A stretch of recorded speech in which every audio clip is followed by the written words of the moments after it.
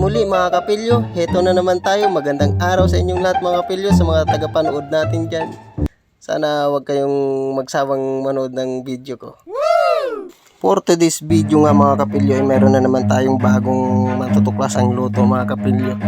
At bago ang lahat mga kapilyo, pupunta muna tayo sa Bataan General Hospital para magpa-check ulit ng hemoglobin ng baby ko.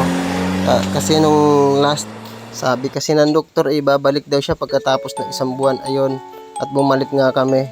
At ayan mga kapilyo, dahil tapos na yung laboratory niya, hintayin na lang yung result, ay sumaglit muna kami sa palengke para makabili ng mailuluto sa pananghalian. At ayan mga kapilyo, kung nakikita nyo, ang dami ko nga palang abubot dyan mga kapilyo. At ayan, ang landi ko pala sa part na yan mga kapilyo, yung lakad ko. Pwede ba ilayo mo sa akin to? Ayoko makita ito. Maita ulo ko. At nakarating na nga tayo sa mga bintahan ng isda, sari-saring mga ulam mga kapilyo kung nakikita ninyo. At ang bala kong lutuin ngayon mga kapilyo ay gulay. Maggulay naman tayo. Mahirap pag puro karne. Magkakasakit tayo. At dahil may gulay tayo, kailangan may isda mga kapilyo. Kambal na kambal yan sa gulay at isda. Ayan mga kapilyo, nakabili tayo ng galunggong na 3 piraso. At ayan na nga mga kapilyo, ang mag-ina ko. Kanina pa halongkat ng laruan, hanggang ngayon hindi pa rin nakakapili. Siguro yung nagbabantay nun, nagagalit na. At pagkayari nga namin pumunta sa palengke mga kapilyo, pumunta ulit kami ng hospital para kukuhanin yung result. At ayan yung result mga kapilyo. At umuwi na nga din pala kami dyan, dahil medyo tanghali na mga kapilyo. At ayan, hindi na napigilan ng baby ko yung matulog. Ayun. At hinanda ko na nga din pala yung mga gulay na lulutuin natin para mailuto na. At inuna ko muna yung okra. Pinagtanggalan ko nga lang pala ng matutulis na parte dyan. At kung nakikita nyo, ayan, hiniwa-hiwa ko lang yung banda sa hawakan niya.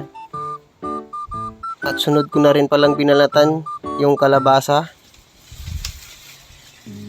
At pagkayari nga natin sa kalabasa mga kapilyo, ay nagkudkod na tayo ng niyog para sa lulutuin natin. Ginataang gulay naman pala lutuin natin ngayon mga kapilyo.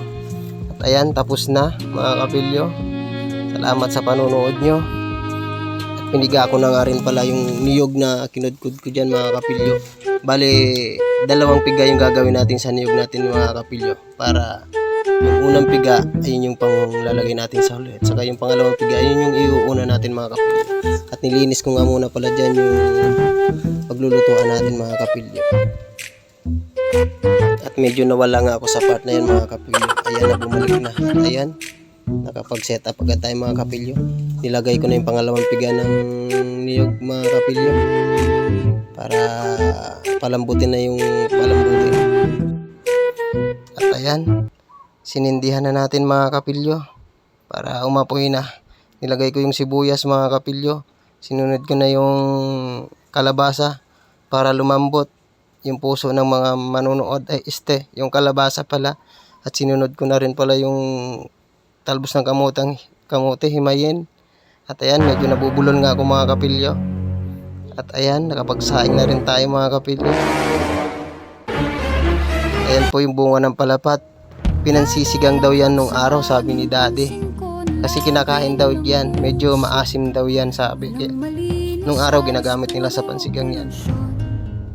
At banda sa part na yun mga kapilyo, nakakita nga ako ng ibon at pinukusan ko ng kamera.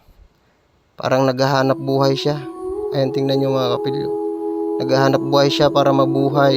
At ayan, nilagay ko na yung okra. Another okra. More okra ulit.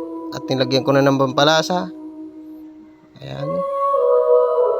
Nilagyan ko na rin ng asin para timplado na. At ito, banda rito, meron pa rin isang ibon. Puti naman. Naghahanap buhay rin. Mabuhay ka hanggat gusto mo ha. Fly high.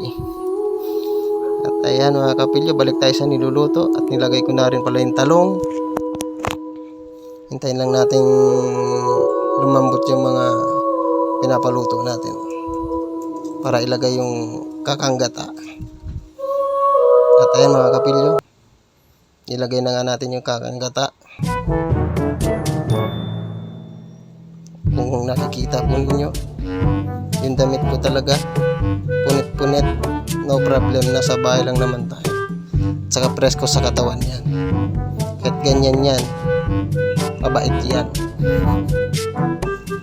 Okay na, nalagay na natin yung gata. Mekos-mekos ulit tayo mga kapilyo. At ayan na, hintayin na natin kumulo yung dugo ng mga nanonood sa akin. Hindi, joke lang. At ayan, nilagay ko na yung talbos ng kamote mga kapilyo. More talbos. Hintayin na nating maluto yan mga kapilyo. At tayo'y chibuga na naman. Ayan na mga kapilyo. Medyo malapit na maluluto. At kung titingnan ninyo ay talagang napakasarap naman talaga. Siguradong baliktad na naman yung kanin mamaya. At ayan, tinikman ko na nga pala dyan. Aba, swak na swak mga kapilyo. Ayan, luto na nga mga kapilyo. At isusunod natin mga kapilyo ay yung isda. Painit na tayo ng mantika sa kawali. Nilagay ko na nga pala yung isda. At ayan mga kapilyo, ang ganda ng pagkaluto ng isda natin. Aba, yung langaw na yun, nag-extra pa. At ayan, kain tayo mga kapilyo. Kakain na nga pala tayo dyan. Ayaw talaga sumama ng kasama ko sa video. Ayan. Talaga nga naman, ang laki ng sobo. Parang maubusan ng kanin. O tingnan yung dami ng kanin. Ay nako. At bago ang lahat mga kapidyo, maraming salamat nga pala sa mga viewers natin dyan. Mabuhay po kayo. Ayan mga kapidyo, tapos na tayong kumain, nagpahinga muna tayo mga kapidyo. At sa part na yan mga kapidyo ay malapit na matapos yung video natin. At ayan, tapos na nga tayo dyan mga kapidyo. Ang ganda ng langit, ang ganda ng mga kahoy sa gilid, malamig ang paligid.